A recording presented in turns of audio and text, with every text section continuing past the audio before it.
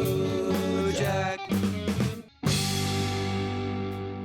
This Cthulhu god is overjoyed with the response that the channel is receiving. Holy fruit salad! I never thought we'd be hitting 53,000 subs so quickly. I want to also thank our new members who have been joining. I always look forward to reading your comments and suggestions, so please keep them coming. They do make me chuckle. So without further ado, Let's get ready to rumble!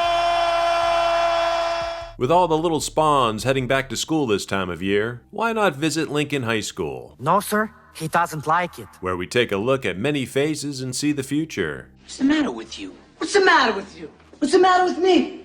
What's the matter with matter? A future that was pieced together from articles found in the newspapers at the time by writer-director Mark Lester. A screenplay forged by Lester, Tom Holland, and John C.W. Saxton, banned in several countries at the time, considered exploitive and nihilistic, a fever dream of a reality that still exists in one form or another. I'm talking about Class of 1984, from 1982. This was out after following the Warriors' success, and during a punk rock and vigilante craze at the time. Andy Norris, music. What's the gun for?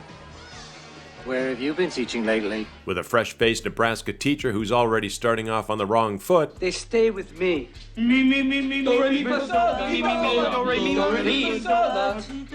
Teacher Norris is played by Perry King, who also had a stint voicing Han Solo in the Star Wars radio dramas back in '81. He said Jabba the Hutt's mad about that load of Kessel spice we had to dump when the Imperials boarded us. I did tell him. Along with Cornelius, It makes you look less intelligent. who's showing Norris the ropes and warning to not hang himself in the process. If you want to survive around here, you have got to learn to look the other way. While tossing back a few and losing faith in himself, To the lower animals.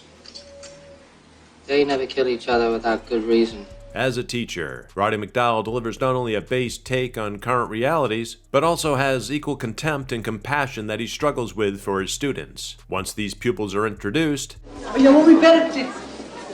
Otherwise, Stegman's gonna find himself some bigger, badder boys. laugh all you want at their get-ups.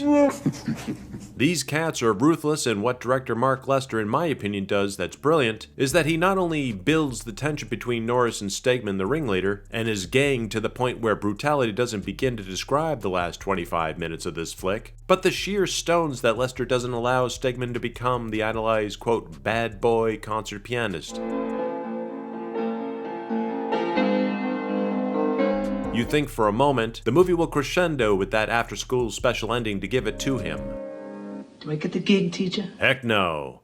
Maybe I'll give you a shot when you grow up. Now get out. Lester drops that like a bad habit as soon as it's introduced. Timothy Van Patten wrote this piece he plays during the scene. Kudos to him, you buy that he's actually playing. Norris is given the task by security-hungry but the spineless principal who is trying to steer this titanic mess of a school through a minefield of issues. Here at Lincoln High, the teaching is something you do in spite of everything else. With security shortages, teachers are also supposed to do bathroom sweeps between classes. This elevates tension between Norris and Stegman, especially after a bowl cut wearing Michael Fox. He hadn't earned the J yet. And his buddy Jimmy scores some magic powder that has Jimmy shimmering up the flagpole. I remember it was a bitch to climb the ropes in gym class at the time. What is that, Private Pie? So hats off to this cat. His star-spangled ass falls and perishes with Norris trying to get MJ to spill the beans. MJ takes a blade during lunch and won't be blowing his trumpet anytime soon. Norris tries to stay the course with getting the band together and up to speed for an upcoming concert that I think you guys are terrific. can help boost the students' morale.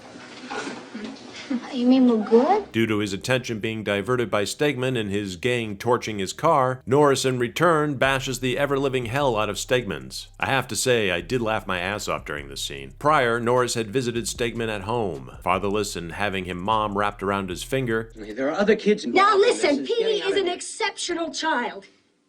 I only wish his father were alive to see him. Stegman is a true piece of evil here. You ever come here again, and I'll kill you. I swear it. You're mine, asshole. All mine. I am the future. You hear that?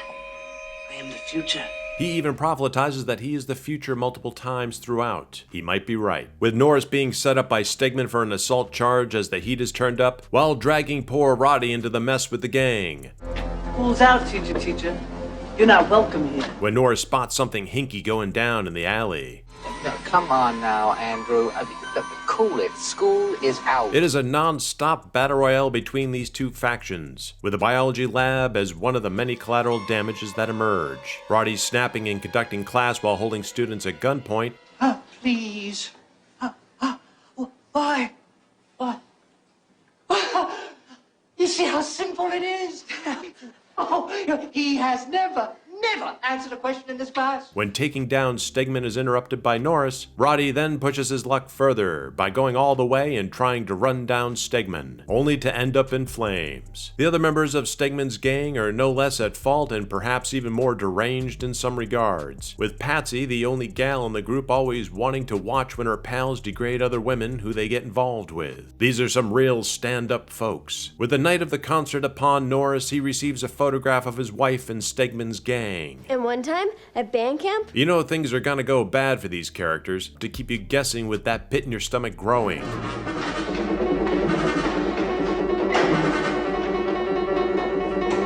The retro 60s meets 80s synth vibe orchestral soundtrack by Lalo Schifrin creeps in from the shadows like tendrils from purgatory. And an opening and closing number by Alice Cooper that is an added punch to the face after what you've seen.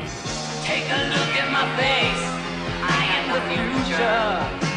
How do you like what you see? Leaving this film to really sit with you long after class is dismissed. So, if you're looking for a retro night and curious on what to pick as a double feature with Fast Times at Ridgemont High, all I need are some tasty waves, cool buzz, and I'm fine. That came out that very same year, then this might be the back-to-school supplies you're looking for. Until next time.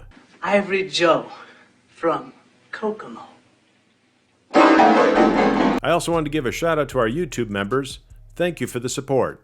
And Hail Cthulhu!